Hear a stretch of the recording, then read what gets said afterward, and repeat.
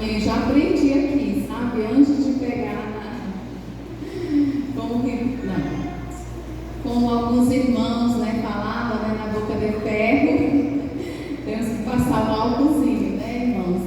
Mas tem sido, assim, um privilégio muito grande para nós estarmos aqui, né, podermos compartilhar um pouquinho daquilo que Deus tem feito nas nossas vidas. A nossa família, eu costumo falar que tem aquelas pessoas que elas têm aquela graça e aquela bênção muito, muito grande, né, de nascer em lares que eles já foram, tiveram princípios fortes da palavra, né, e aquelas pessoas, então, quando elas formam ali em aliança, formando uma família, elas não têm muitas dificuldades. Eu não nasci em um lar evangélico, né? Meus pais se converteram depois, meu esposo também. E vou ficar aqui para ficar mais pertinho de vocês, tá bom, queridos? E então, eu sempre falo que nós tivemos que criar calo no joelho para que a gente pudéssemos ter uma família estruturada, né? Não foi aquela coisa assim, ai, glória a Deus, né? Já nascemos num lar evangélico e já sabíamos todos os princípios. É um privilégio muito grande, né? Para quem pode viver isso. Mas glórias a Deus, porque os nossos filhos vão poder. Glórias a Deus, porque Deus é o Deus que restaura, que cura, que renova. E aí, então, meu esposo e eu, quando nós nos casamos, eu costumava falar que a gente parecia óleo e água. Você sabe, óleo e água para se misturar, gente, não é fácil, não é verdade? E nós tivemos que passar pelo processo de Deus para realmente sermos refinados, sabe, afinados, a lixa do Senhor ali, nos polindo, nos tratando, para que a gente pudesse, então, viver um pedacinho do céu. E hoje, para a glória de Jesus, eu posso dizer que nós temos experimentado isso, né? Então, por isso, vale a pena você investir no seu casamento e não desistir. Não desista da sua aliança com o seu cônjuge. Talvez tenha algumas mulheres aqui que seu esposo não está aqui. Não desista. Tem uma promessa sobre a sua cabeça. Crê no Senhor Jesus e será salvo tu e tua casa. Então, se você, né, o homem que está aqui, sua esposa ainda não te acompanha, não desista. Pague o preço. Vale a pena realmente você investir no seu casamento. Nós estamos compartilhando com você sobre 1 Pedro 3,7, né? E ontem, quantos estavam aqui ontem? Amém, uma boa turma, né? E meu esposo então compartilhou sobre nós vivendo a vida como um lar com discernimento dos últimos tempos, né? Dos últimos dias em que nós estamos vivendo. E hoje eu quero ser mais específica ainda, voltando aqui para o seu lar. Não quero que você pense no vizinho, não quero que você pense na irmã, no irmão, não quero que você pense em ninguém. Pense na sua família, amém? Para que você possa, meu Deus, isso aqui tem que ser consertado na minha casa. Meu Deus, isso aqui eu tenho que perseverar mais na minha casa. Então fale assim para a pessoa que está do seu lado. A palavra hoje não é para você. É para mim.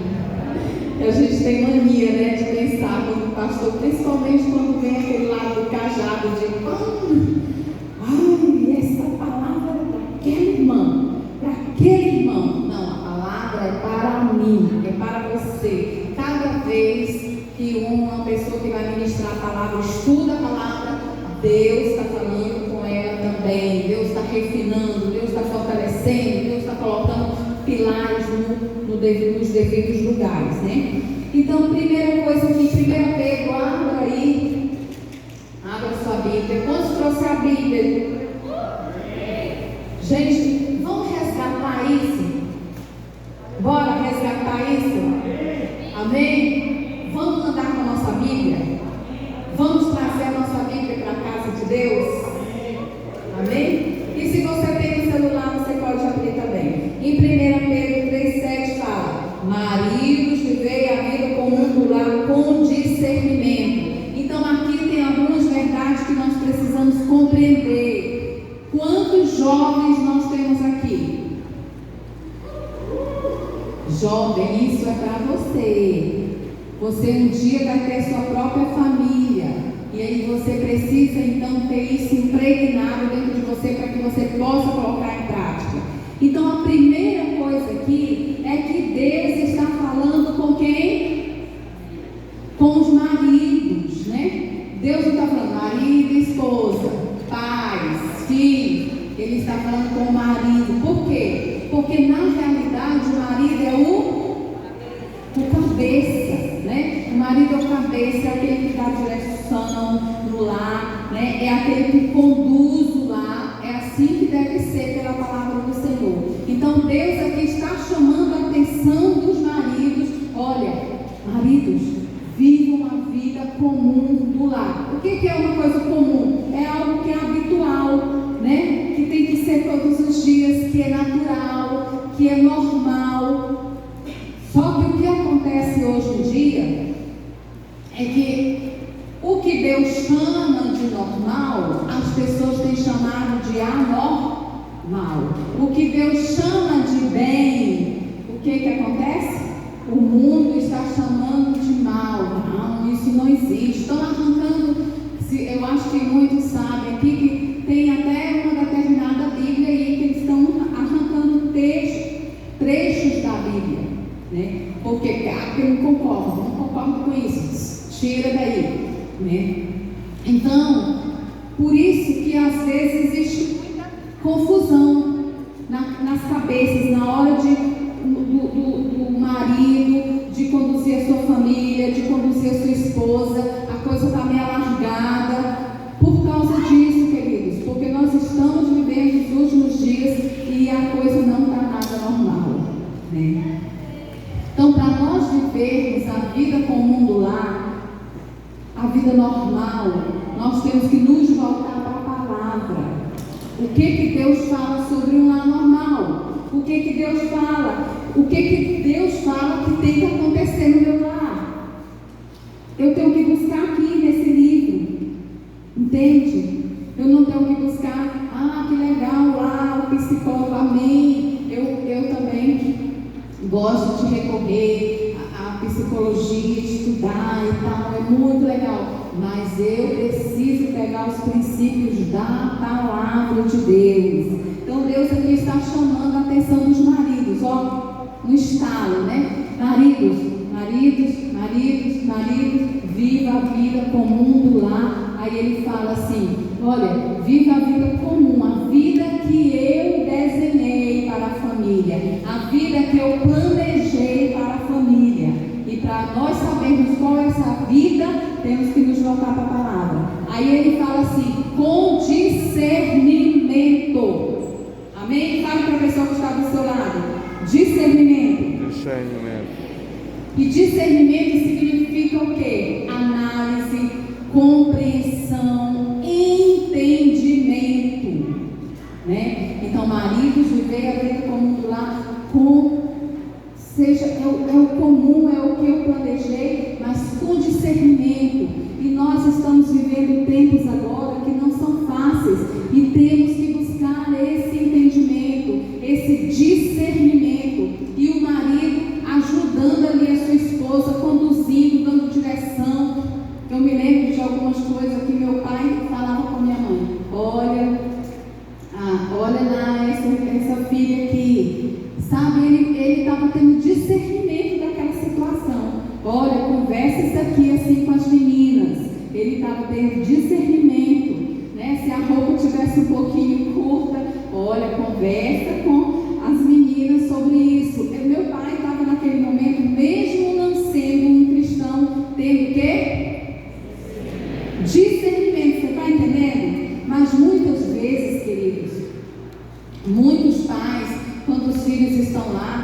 exemplo, eu sei de situações de filhos que eles entraram em depressão.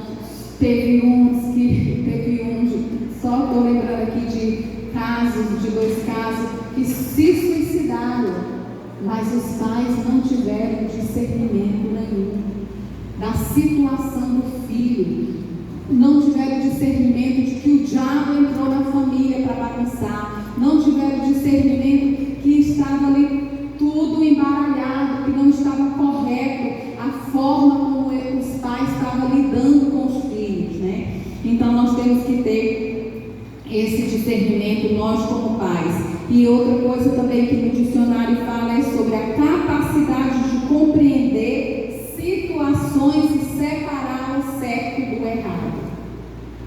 Você tem olhado para a sua família assim? Pense nisso. Como é que está o nível espiritual dos seus filhos? Como está o nível emocional dos seus filhos? Você que é marido, como está o nível emocional da sua esposa? Como está o nível espiritual da sua esposa? Né? Será que você tem observado isso? Será que você tem parado? Ou será que a sua vida é tão corrida, tem tanto trabalho, que você não está tendo condições de realmente analisar, avaliar a sua família? E nós estamos vivendo tempos em que uma das coisas que o diabo mais está trabalhando para destruir é o quê? A estrutura familiar. Por quê? Porque a família, ela é a sustentação da sociedade. Você sabia disso? Se nós tivermos famílias estruturadas, sabe, saudáveis, curadas, sabe o que vai acontecer? Nós vamos ter uma sociedade forte, fortalecida, sabe? Nós não vamos ver tantas coisas horrendas como nós temos visto, como abuso sexual a menores, como estupros, como suicídios, né? Uma onda de suicídios que nós temos visto acontecer no meio dos adolescentes. Eu lembro de um testemunho de uma pessoa que um adolescente, olha só a malignidade, né? O adolescente, a turminha de adolescente, deu a corda e incentivou o outro adolescente menor, se ele tinha coragem de se enforcar. Você está vendo o nível que o diabo está trabalhando dentro das famílias? E muitas vezes os pais falam: meu Deus, eu dou o melhor tênis, eu dou o melhor sapato, eu dou a melhor roupa, eu não entendo porque esse menino é desse jeito. E nós vamos ver que muitas vezes está faltando o quê? Trazermos as verdades da palavra de Deus para dentro dos nossos lares. Está faltando muitas vezes nós lermos a nossa Bíblia. Qual é o papel do marido? Qual é o papel? Ah, mas isso aí, pastor, a gente ouve demais. Mas o problema não é o quanto se ouve. Você sabe qual é o nosso problema? Eu não posso fazer assim, não. Porque quando eu faço assim, tem o quê? 3 apontando para mim. O nosso problema com o cristão não é o quanto eu ouço da palavra, sabe? Mas é o quanto eu pratico daquilo que eu ouço. Quanto eu estou praticando. E para nós vivermos a vida comum do lar, nós temos a primeira coisa, que desaprender algumas coisas. Você sabia que dentro da sua família você é um reflexo da família que você veio? Se a sua família andava em desordem, geralmente tem um pêndulo, né? Aqui tem aquele do meio, né? E aqui tem os 2 lados como se fosse um triângulo. Então esse pêndulo aqui, ou ele vai para um lado ou ele vai para o outro. Ou aquela pessoa tende a ser exagerada, por exemplo, uma jovem que apanhou muito dos pais. Eu me lembro de uma determinada pessoa que ele disciplinava os filhos. Eu ficava revoltada quando eu via aquilo. Eu era criança, assim, junior, né, pré-adolescente, e eu via aquele pai como ele disciplinava seus filhos. Ele Ele batia tanto que ficava assim sangue às costas. E depois eles faziam aquela salmoura. Sabe o que é salmoura? O sal na água e jogava na costa daquele jovem. Gente, que tamanha maldade! Mas aquele pai era um reflexo do que ele recebeu na infância dele. Você sabia disso? E vai pensando aí o que você tem que desaprender, que você vivenciou no seu lar. Muitas vezes o pai ou a mãe chamando o filho de burra, né? De chato. Ah, menino, sai pra lá, tu é um chato, só vive chorando, seu enjoado, né? Dá uns coquezinhos na cabeça e não afirma.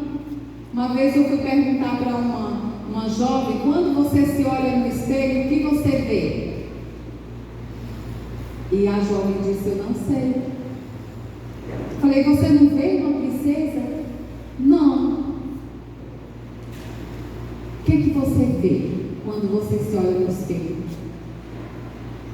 Gente, a família é para afirmar. Os pais, eles são para afirmar a identidade dos filhos, sabe? É para que a gente possa trabalhar na vida dos nossos filhos, para que eles possam saber o valor que Deus dá a eles, o valor que eles realmente têm. Porque quando eles não sabem qual é o valor que eles têm já ir para o pecado.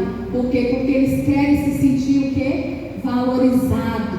E aí termina buscando lá nas lábias, né, de alguém que não está correto, que não está dando o devido valor. E aí aquela pessoa chega lá, seja homem ou seja mulher, falando aos ouvidos lá dos filhos, né, do filho daquele determinado casal: ai, quanto é bonito, quanto é, ai, você é top, você é isso, você é aquilo outro. E aquela pessoa termina cedendo, caindo no pecado. Muitas vezes a jovem se engravida, começa a ter filhos, e uma escadinha, como a gente tem trabalhado em um determinado bairro, lá onde nós morávamos, e era, meu Deus, a menina não tinha nem corpo direito, e olha, já estava grávida. Falta de afirmação, falta de uma mãe do lado, falta de um pai do lado ali para afirmar, sabe, para liberar a palavra, para profetizar, para mostrar o futuro daquela pessoa. E falando, voltando aqui o Pedro, então o que acontece? Um jovem desse jeito, ou talvez você aí que hoje é um senhor, uma senhora, talvez no seu lar foi assim. E aí o que acontece? Pende ao outro lado: eu jamais vou corrigir meus filhos. Pendeu para um lado, certo? Por quê? Porque você viveu coisas terríveis lá atrás.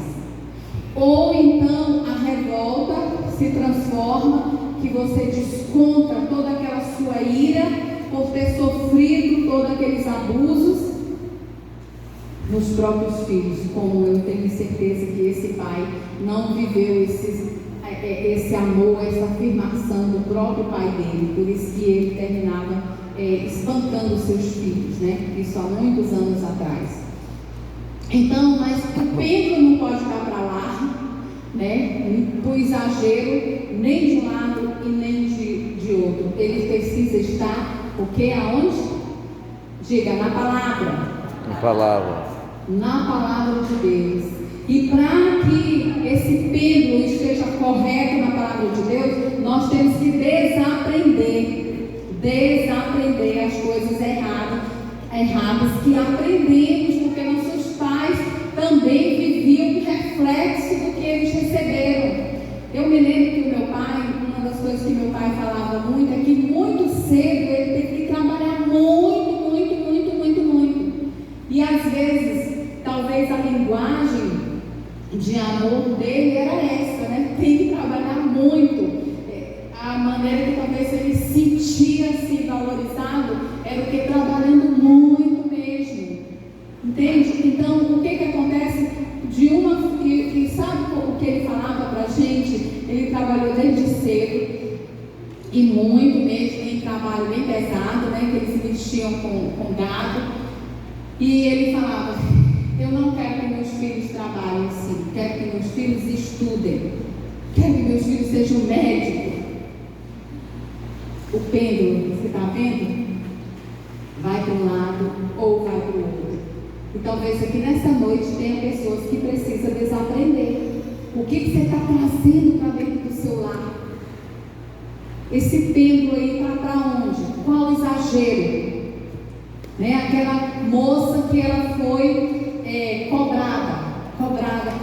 cobrada pela mãe, tudo tinha que ser muito perfeito. Então, ela, o que acontece? Ela dentro de casa hoje é mãe de família e ela começa, então, tudo tem que, muito perfeito, tudo tem que estar no devido lugar, e isso vai colocando uma pressão sobre os filhos. Tudo bem se deixou a xícara cair e quebrou, isso você pode repor, mas o trauma, por causa dessa xícara quebrada, talvez leva anos para ser curado. Fica aquele bloqueio lá, né? Eu me lembro que a minha mãe, eu era assim, eu tinha um problema que depois não se tornou problema para mim, mas assim, tudo que eu ia fazer eu derramava, gente, tudo. Aí a minha mãe falava para mim: minha filha, tudo que tu faz, tudo que você... Mas na realidade não era tudo, tá entendendo? Mas a minha mãe já fazia reflexos, né?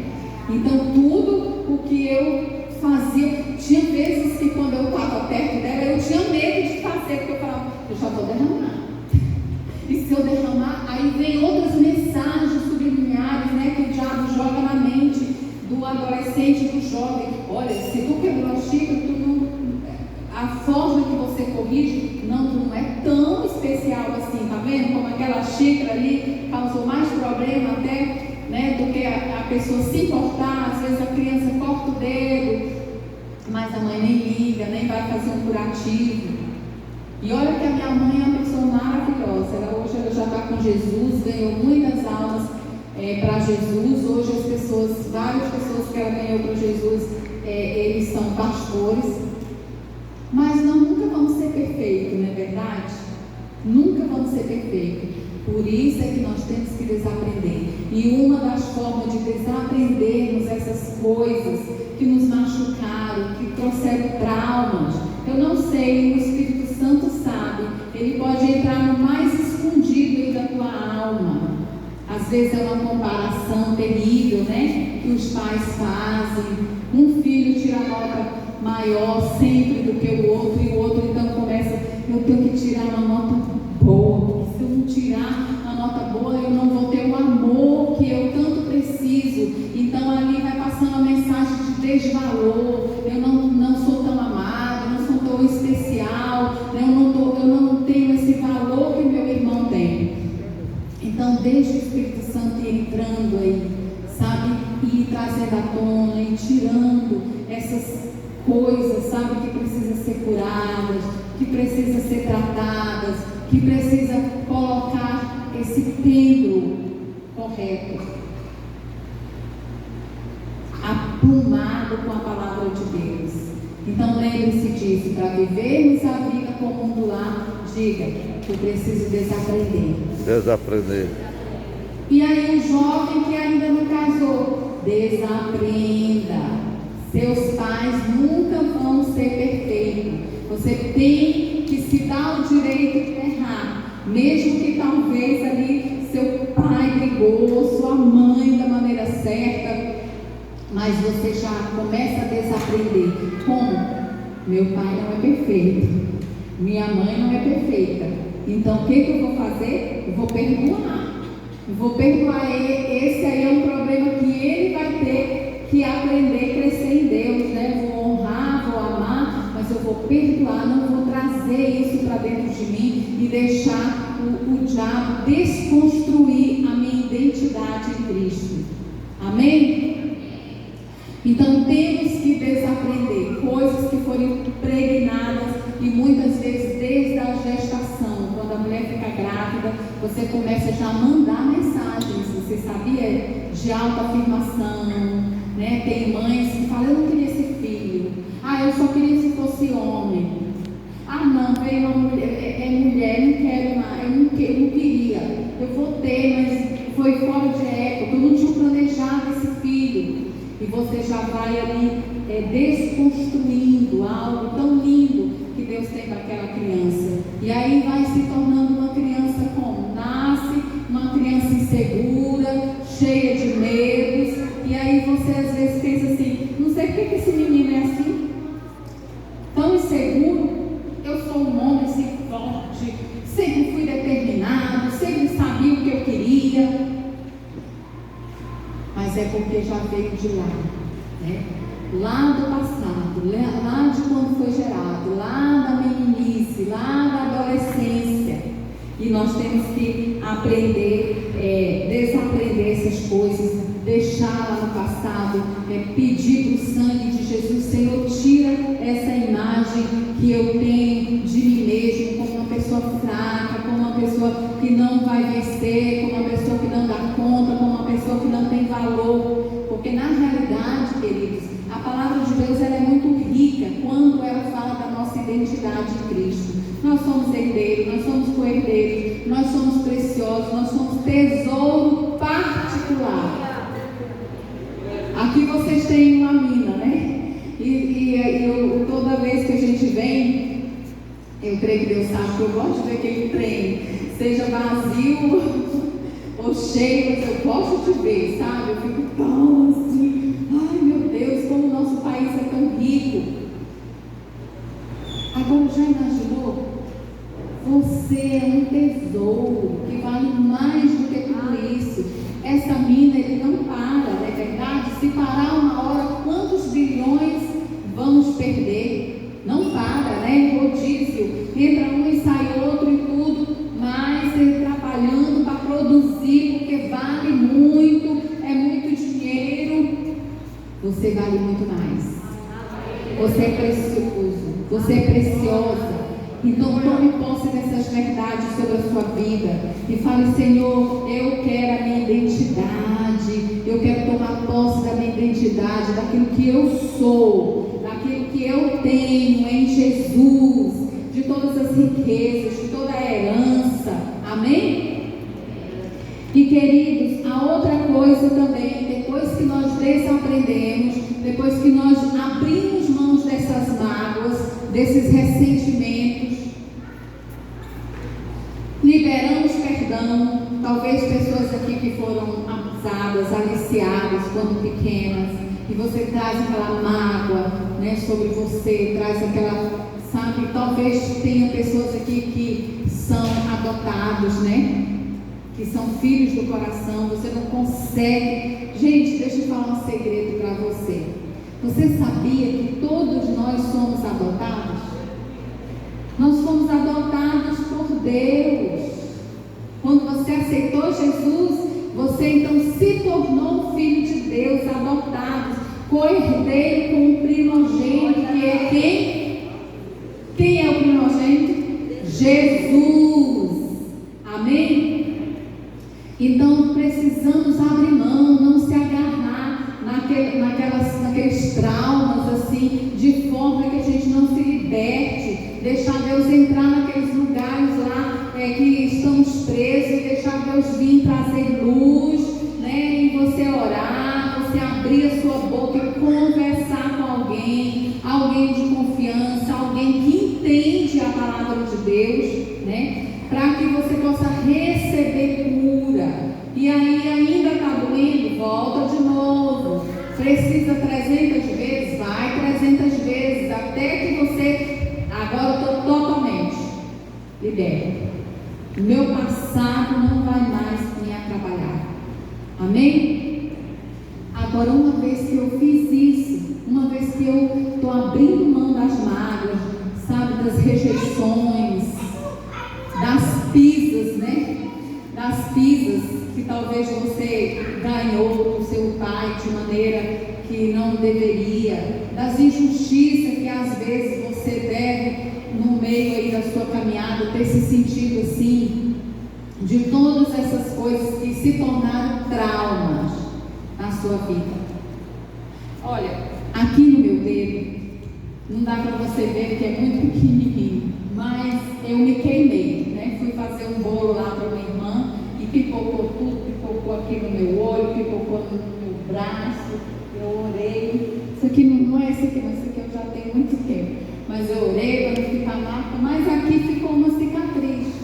E esses dias atrás, sem querer, eu bati em algum lugar no mesmo lugar. Ai, meu Deus, como doía aquilo. Então tem pessoas que estão assim, sabe? Não está deixando furar realmente ali onde foi arranhado, onde foi machucado na sua alma. Não está abrindo mão. Ai, não quero, Senhor, não quero viver preso nisso, não quero que isso faça parte da minha vida, porque realmente não faz parte. Não importa o que você passou sua vida toda ouvindo. Tipo, ai, você não vale nada, você não presta, você não vai dar em nada. Tudo isso foram mentiras do diabo tentando desconstruir o futuro brilhante que Deus tem para você. Mas você não deve se permitir a aceitar isso. E você que é filho, se você tem ouvido essas verdades, essas mentiras do seu pai, perdoa, da sua mãe, perdoa. E quando você tiver liberdade, converse. Mamãe, eu me sinto assim quando você fala isso. Papai, eu me sinto assim quando você fala isso, né? E nós, como pais, nós temos que ter essa humildade de ir lá e pedir perdão. Você está lembrando aí, você que é pai? Você que é mãe, de alguma palavra de maldição, né? Atestado, sem futuro. Esse menino já ficou odiando de novo. Isso aí não vai dar em nada. Eu luto, eu trabalho, eu isso, eu aquilo outro. Quais são as palavras que talvez você tenha deixado de abusar sua boca no momento de chateação, para desconstruir aquilo, o futuro lindo do seu filho? Vá lá e peça perdão. Meu filho, me perdoe. Já teve vezes que eu literalmente não olho aqui para mim, porque eu perdi a paciência. Quando eu vi, eu perdi de novo. Não, meu filho, minha filha, olha aqui na minha cabeça. Sabe? Eu preciso crescer nessa área, né? Entende? Não é para a gente corrigir nossos filhos? Sim. É para corrigirmos, é para chamarmos atenção, né? Mas da maneira correta, da maneira de Deus. Amém? Então, uma vez que nós fazemos isso, abrimos mão, agora nós precisamos reaprender. Diga para a pessoa que está do seu lado: eu preciso reaprender. Entendeu? Você viveu lá no seu lar. Muitas vezes, alguns aqui não tinham o hábito de sentar na mesa, né? Para tomar uma refeição juntos, para olhar olho no olho. Tá tão gostoso esse café, não, meu filho? O que você vai fazer hoje? Relacionamento. O que Jesus fazia tanto com os discípulos? Diga, comia. Sabia disso? Vez após vez ele estava lá. Ele orava, tinha os momentos, né? Parece assim, até que é assim. Tinha os momentos espirituais em que ele levava os discípulos com ele para orarem, para subir no monte da transfiguração, para curar. Agora, detalhe, não é tão espiritual. Estava lá comendo peixinho. Era assim, gente? Não. Se você for olhar na Bíblia, aqueles momentos eram momentos íntimos que Jesus estava ensinando lições de vida. Partindo pão, ensinando comungar, sabe? Ter relacionamento, alimentar o outro, conversar. Será que fazemos isso? Será que na nossa casa tem uma mesa? Nós temos o hábito Tem uma irmã que eu aprendi uma grande lição com ela logo que eu era casadinha de novo, né? Porque assim, as melhores louças para quem é? Para quem? Era para visita. Ah não, menina, tu colocou minha porcelana, tira tudinho e guarda. Petisqueiro. Um dia eu cheguei na casa dela e estava aquela mesa, coisa mais linda, sabe? Posta, chique. Aí eu falei, nessa época eu só tinha uma filha e estava grávida da outra. Eu falei, quem vem almoçar aqui? Ela disse, só nós. Aí ela me ensinou uma lição de vida. As melhores coisas que você tem é para você e sua família. Amém? Então a sua mesa, a sua casa, não importa se você mora lá no Ribeirinho, não importa, irmão, se a mesa é de fato, a maioria da mesa é de tábua, né? Sabe, se é daquela tábua bem rústica, não importa se o prato é de plástico, o importante é que você tenha o hábito de sentar-se ali com a sua família e orar juntos, agradecer pelo pão, pelaquela refeição, conversar. Eu tenho lembranças da minha infância de nós sentados na mesa e meu pai perguntando pra gente o que cada um queria ser. Eu me lembro de algumas comidas que a gente comia à mesa. Isso são, diga, memórias. Memórias. Diga, memórias. Memórias. Ela nos constrói. Ela nos constrói. Amém? As boas memórias, ela nos fortalece, né? Ela nos edifica. Nos momentos de crise, ela nos dá esperança. E eu me lembro de uma comida que não sai da minha cabeça, que era aquele bife acebolado que o goiano sabe fazer. Olha, gente, é top, viu? Tá acebolado, quase sem óleo. Você vai passando o bife, passando lá na frigideira até ele ficar assim moreninho, né? E aí depois você faz aquele passa cebola, tomate, joga em cima assim, e as bananas fritas e a salada. Eu tenho essa memória. Eu tenho memória da casa da minha avó, que eu era pequena.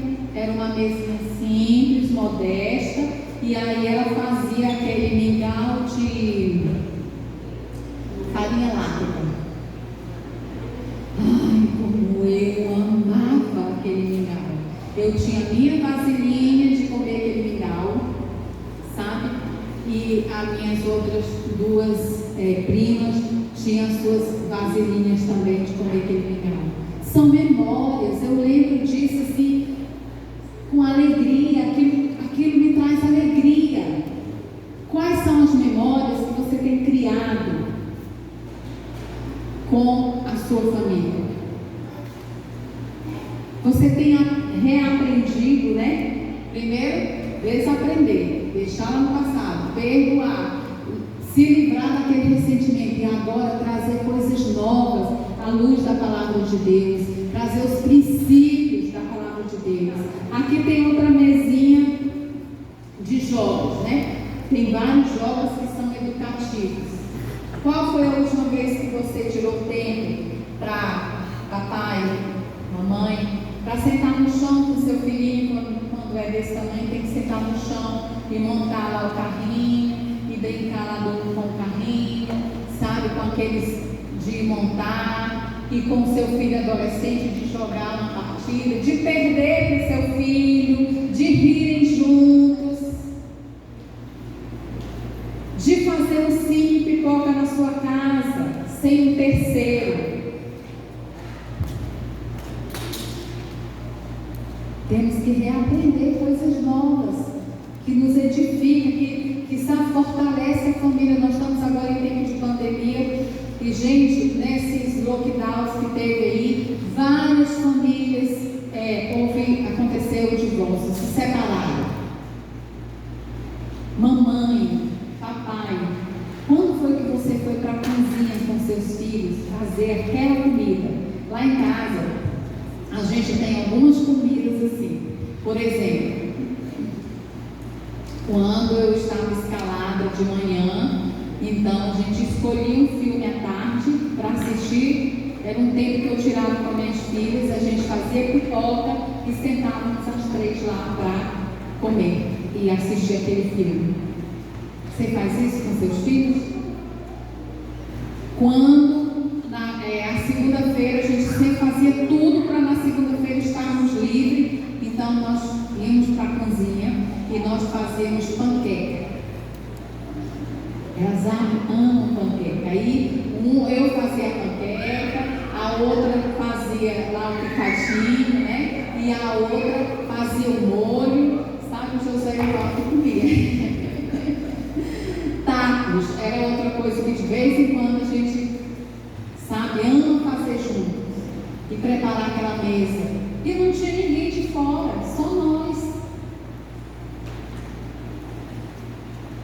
Temos que reaprender, irmão.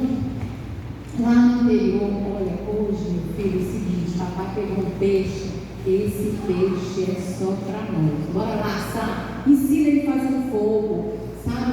E dá para ele o prazer dele te ajudar a virar o peixe lá, né?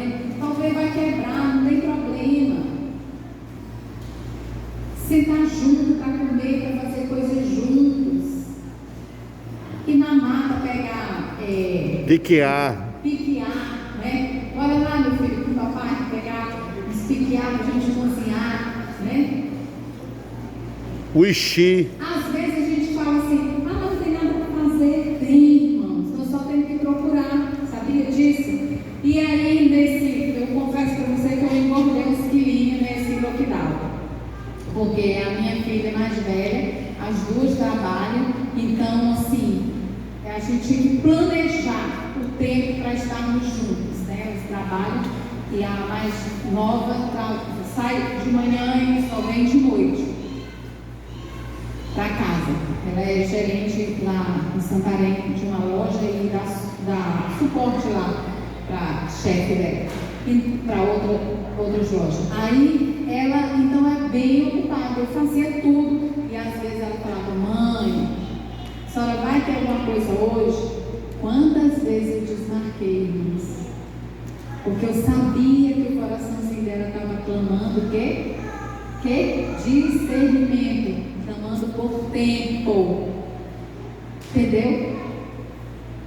E aí eu ia desmarcar. Você tem coragem de desmarcar aquela pelada, aquela caminhada que você ia fazer com um amigo, o churrasco lá na casa do João, para você ficar só você e sua família, trancar a porta, irmão, desligar o telefone, irmão, hoje é com a minha família. Me lembro de uma época que tinha um irmão que ele sempre estava conosco de segunda a segunda. Aí eu falei, irmão, deixa eu te dizer uma coisa.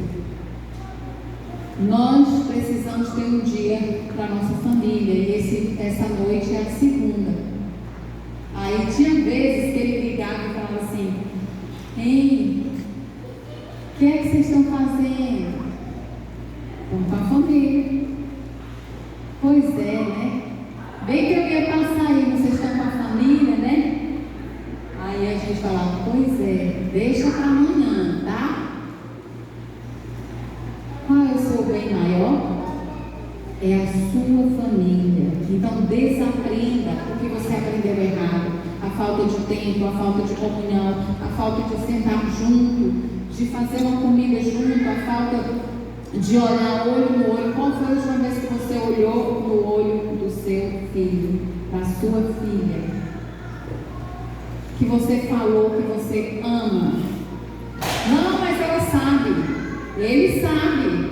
Sabe não, irmão? Se você não falou, não sabe. Você precisa falar e não é só uma vez, não. E você tem que falar. Meu esposo, ele faz isso com as meninas, mas é muito linda, sabe? Ai, olha que princesas e tal. Sabe por quê? Porque se o pai não falar, quem é que vai falar? Fora. O de fora. E a menina vai ficar toda balançada. E muitas vezes cai na lábia. Esses dias eu assisti uma reportagem, talvez alguns viram, uma menina adolescente começou a conversar, não sei qual era a rede social, se era o WhatsApp, não sei qual era, só sei que era numa rede social, com um rapaz muito mais velho que ela, e aí ele foi o quê? E a menina com certeza não sabia que era amada, não sabia que era linda, não sabia que Deus tem um futuro brilhante, não tinha segurança nenhuma, não tinha liberdade com a mãe. Mamãe, tem esse rapaz aqui que está assim, assado. Aí o que foi que aconteceu? A mãe saiu, não me lembro se foi para o mercado, alguma coisa, e sabe o que o cara fez? Foi lá, ela abriu o portão, saiu, entrou no carro do cara e o cara foi embora. De menor. Só que, graças a Deus, que acharam ela. A mãe estava lá aos prantos, chorando. Falta de afirmação. Falta de receber o amor do pai, o amor da mãe, o aconchego do lar, de saber que pertence. Você sabia que todos nós temos essa necessidade? Deus nos fez assim, o senso de pertencer. Eu pertenço a essa família. Eu tenho uma família. Eu não estou só aqui no mundo. Não é só aquela questão, irmãos. Não, mas tem Deus. Deus, claro, ele é de suma importância. Mas todos nós sentimos essa necessidade básica, como ser humano, de saber, de termos esse senso de pertencer fortalecido. Eu pertenço a uma família aqui na terra, tem alguém que se importa comigo. Agora nós estamos longe das nossas filhas. E aí nós fizemos um grupinho. Todo dia, bom dia, boa tarde, mostro o meu rosto, ela mostra o dela, fala o que está fazendo, e a gente fala o que está fazendo, e a gente mostra vocês, e mostra a igreja, e isso e aquilo outro. Relacionamento, não queremos perder isso. Um dia a pastora Rebeca foi lá na nossa casa, e eu achei tão lindo aquilo. As filhinhas da Ruth estavam no Japão, e aí elas com aquelas pinturas de criança, né, que sabe como que é a menina, né, que vai, quer passar e tal, e elas foram do jeito dela lá, fizeram a maquiagem, e aí estava lá mostrando para a avó. Relacionamento. Se você no meio do caminho perdeu isso com a sua esposa, perdeu isso com o seu filho, com a sua filha, você que é filho perdeu isso com os seus pais, né? Porque os filhos precisam se voltar para os pais. Eu vou terminar lendo aqui uns 3 versículos. Você precisa se dar, se permitir ser amado. Você sabia disso? Você que é jovem, você precisa amar, honrar, obedecer seus pais, mas você também precisa se permitir ser amado, ser abraçada, ser querido, ser querida, receber as expressões de amor dos seus pais. Aqui em Efésios, você pode abrir, texto tão básico, né? Não, se a gente fosse ler todos os princípios aqui sobre família, a gente não ia sair hoje à noite daqui, mas eu quero que você grave essas coisas, tá? Com você. Desaprender, viver a vida como um lar, é desaprender tudo aquilo que eu preciso deixar, desagarrar de mim, para que eu possa experimentar o melhor de Deus, aprendendo coisas novas à luz da Bíblia para aplicar no meu lar, né? Aqui em Efésios 5:25 fala: vós, maridos, amais vossas mulheres, como também Cristo amou a igreja, a si mesmo se entregou por ela. Está aqui um princípio. Marido, qual foi a última vez que você, se você está do lado da sua esposa, né? Faça isso agora. Qual foi a última vez que você falou para ela que ela está bonita, que ela está linda, deu um beijinho nela, Meu pai. elogiou a comidinha que ela faz às vezes todo dia, e se ela não faz porque trabalha, mas ela orienta a pessoa que está lá ajudando na sua casa, então é obra dela também. Mulheres que trabalham fora, maridos, valoriza a sua esposa, porque ela está ali se desdobrando, sabe? Você sabe que a mulher ela faz 4, 5 coisas de uma vez só, né? Ela está com a panela no fogo, olhando a criança, dobrando as meias do marido, as roupas, né? E ela ainda está olhando para os meninos aqui. Menino, peraí. Ai, meu Deus, essa panela. E o marido, ele dá conta de fazer uma coisa só de cada vez, né? Ou ele olha a comida, ou ele deixa a comida queimar, ou ele olha o filho, um dos dois, né? Então, esposas. Olha, gente, hoje nós tivemos um tempo com as mulheres. E alguns falaram, às vezes eu me arrumo. E, gente, olha só. A mulher, ela percebe quando a outra mulher está bonita. O homem precisa perceber também. E se ele não perceber, ele manda um toquezinho aí. Amor, e aí eu estou bonita?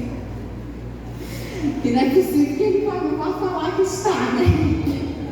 Tem alguma coisa bonita em você, amém? Os homens podem dizer amém também, gente? Eu sei que o homem gosta muito de ouvir dos homens, né? Falando. Esposa, mulheres, sujeitem-se cada uma ao seu marido. Efésios 5:22. Se sujeitar. Muitas vezes, às vezes a pessoa vai lá na casa, já teve situações assim, vai lá na casa visitar e o marido fala assim, faz um cafezinho para mim, faz um cafezinho para nós, amor. Poxa vida, não, temos, às vezes tem mulher que tem coragem de falar assim, não, amor, vai lá tu fazer. Né? E tem tantos outros versículos, né, que a Bíblia fala sobre a submissão, sobre o respeito, né, considerar ele mais o seu rei ali, né, abaixo de Jesus. Efésios 6:1-4. Outro princípio para os filhos. Vamos abrir, eu queria que você abrisse aí, que nós já estamos terminando. Abra aí comigo. Jovem, tem algum jovem forte que gostaria de ler aqui no microfone? Tem algum jovem forte que gostaria de ler no microfone? Jovens, vocês são fortes e têm vencido o maligno, amém? Bora, gente, um jovem aí, uma jovem corajosa. Se não, vou levar o microfone. Bora lá. Meu Pai, meu Rei, meu Senhor. Glória a Deus. Bora dar uma forte salva de palmas que salvou os jovens.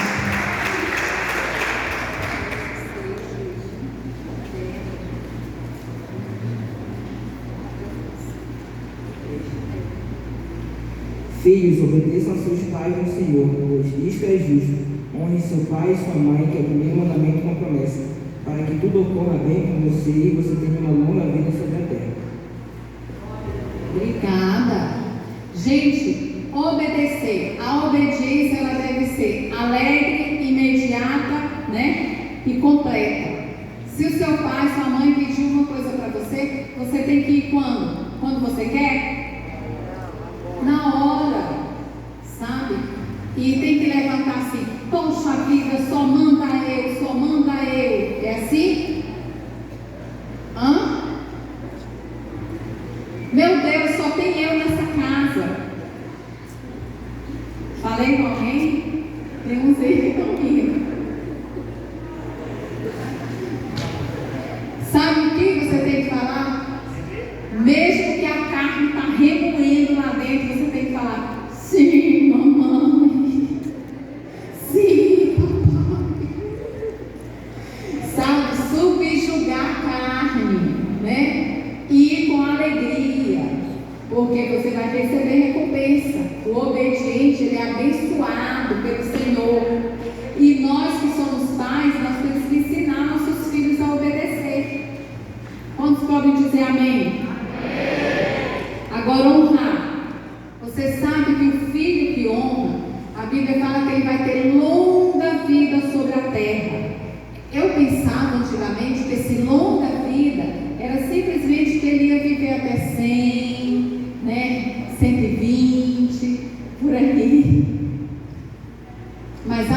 verdade é que ele vai viver os dias de vida longo aqui na terra, muitos, né? Mas ao mesmo tempo vai ser uma pessoa próspera, vai ser uma pessoa abençoada, sabe? Vai ser uma pessoa que o caminho dele não é travado, mas ele conta com o favor de Deus. É isso que a palavra de Deus está falando. Amém? Então honrar é você levantar aquela pessoa. Você não deve estar falando, criticando seus pais, mas deve estar, olhe para as coisas positivas. Será que seu pai não tem nada positivo? Sua mãe não tem nada positivo? Não concentre nas coisas negativas, mas concentre nas coisas